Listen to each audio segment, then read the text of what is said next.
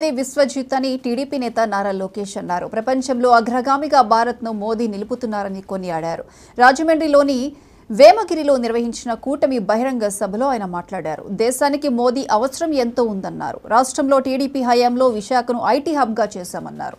2019లో ఒక్క ఛాన్స్ నినాదంతో ప్రజలు మోసపోయారని, జగన్ పాలనలో మొదటి బాధితులు యువతేనని అన్నారు. ఒకే రాజధాని అభివృద్ధి వికేంద్రీకరణ అనేది చేసి చూపించాం.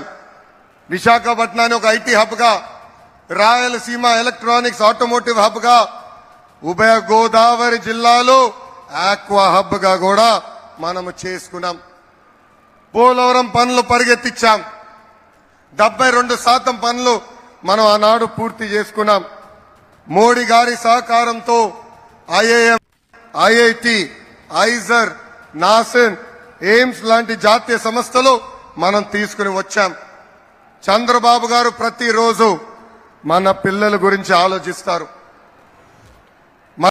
ఈ ప్రభుత్వం ఇవ్వలేదు. నా మంగళగిరి నియోజకవర్గంలో ఉన్న ఎయిమ్స్ హాస్పిటల్ కి కనీసం నీరు కూడా ఈ ప్రభుత్వం ఇవ్వలేదు. ఎన్నికల ముందులో మాట తప్పం, మడిమ తిప్పం అన్నారు. ఇప్పుడు మోసానికి ప్యాంటు షర్ట్ వేస్తే అచ్చు మన ముఖ్యమంత్రి గారు లాగానే ఉంటుంది. ప్రజలని, రాష్ట్రాన్ని కాపాడుకునేదానికి ప్రజాగలం ఏర్పడింది. పొత్తు కోసం త్యాగం చేసి మొదటి అడుగు వేసింది మన పవన్ అన్న. ప్రశ్నించే గొంతు మన పవన్ అన్న. ప్రజల తరపున పోరాడుతుంది పవన్ అన్న.